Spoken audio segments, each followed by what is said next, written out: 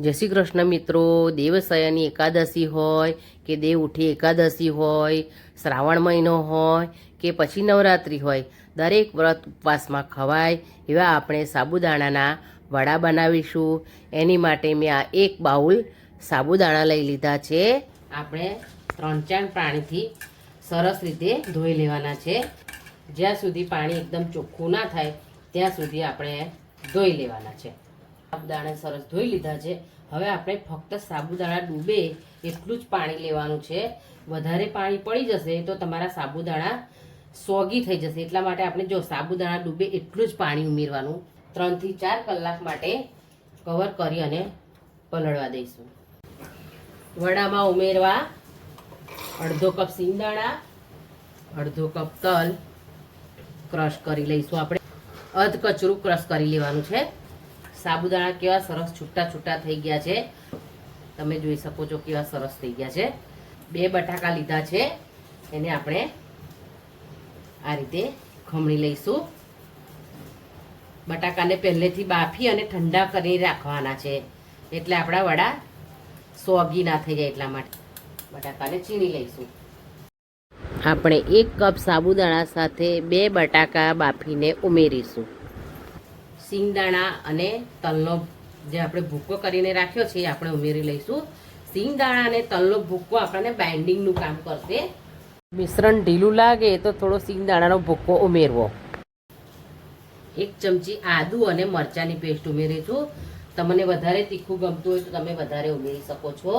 લઈ લઈશું આપણે જીરુંને આપણે અધ કચરું ક્રશ કરી. અડધી ચમચી ખાંડ ઉમેરીશું. ખાંડ ઉમેરી ઓપ્શનલ છે, તમને ગમે તો તમે ઉમેરી શકો છો. ખાંડ ઉમેરવાથી વડાનો ખાટો મીઠો સ્વાદ સરસ લાગશે, એટલે જરૂર ઉમેરજો. ટેસ્ટ મુજબ સિંધવ મીઠું ઉમેરીશું. લીલા ધાણા ઉમેરી લઈશું.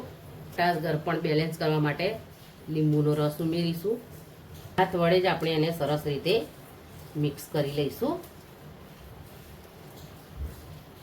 મેં શક્કરિયા અને સાબુદાણા વડાની રેસીપી મારી ચેનલ પર મૂકેલી છે, તમે મારી ચેનલ પર જઈ અને જોઈ શકો છો.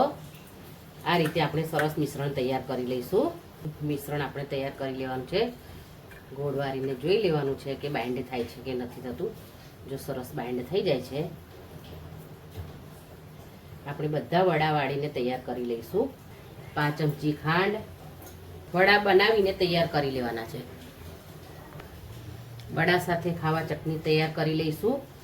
લીલા ધાણા, 1 તીખું લીલું મરચું, 1 ચમચી આપણે કોપરાનું છીણ ઉમેરીશું. સિંગદાણા ઉમેરી લઈશું. લીંબુનો રસ ઉમેરીશું. સિંધવ મીઠું ઉમેરીશું. પાણી ઉમેરી ગ્રાઇન્ડ કરી લઈશું. વડા તળી લઈશું. ગેસની ફ્લેમ એકદમ ધીમી નથી રાખવાની, નહીં તો આપણા વડા છૂટા પડી જવાની સંભાવના રહેશે. પણ આ વડા મેં એવી રીતે બનાવ્યા છે કે એક પણ વડું આપણું છૂટું નહીં પડે. શરૂઆતમાં આપણે એને અડવાનું નથી, પહેલાં એને થવા દેવાના છે આપણે. હવે આપણે ધીમે રહીને એને પલટાવીશું. જો કેવા સરસ એકદમ ગોલ્ડન બ્રાઉન રંગના થઈ ગયા છે. બીજી તરફ આપણે થોડી વાર થવા દઈશું. વડા તળાઈ ગયા છે, આપણે એને પ્લેટમાં લઈ લઈશું. જો કેવા સરસ તળાઈ ગયા છે. આ રીતે આપણે એને પ્લેટમાં લઈ લઈશું. તૈયાર છે આપણા દરેક વ્રત ઉપવાસ માટે સ્પેશિયલ સાબુદાણા બટાકાના વડા. નાના મોટા દરેકને ભાવે એવા વડા આપણે તૈયાર કરી લીધા છે. જે ઉપવાસ ના કરતું હોય તે પણ આ વડા જોઈને ઉપવાસ કરવા લાગશે. તમે જોઈ શકો છો કેવા સરસ ક્રિસ્પી તૈયાર થયા છે. કેવો સરસ અવાજ આવે છે. જો તમને તોડીને પણ બતાવું છું કે ઉપરથી ક્રિસ્પી છે અને અંદરથી એકદમ સોફ્ટ તૈયાર થયા છે.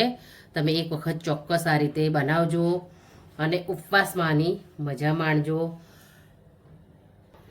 મેં સાબુદાણા બટાકા વડાને ફરાળી ચટણી સાથે સર્વ કર્યા છે. તમે એને દહીં સાથે પણ લઈ શકો છો.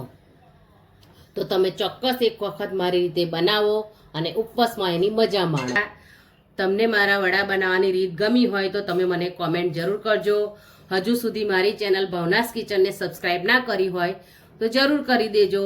આપણે ફરી મળીશું મારી નેક્સ્ટ રેસિપીમાં. ત્યાં સુધી થેન્ક્સ ફોર વોચિંગ.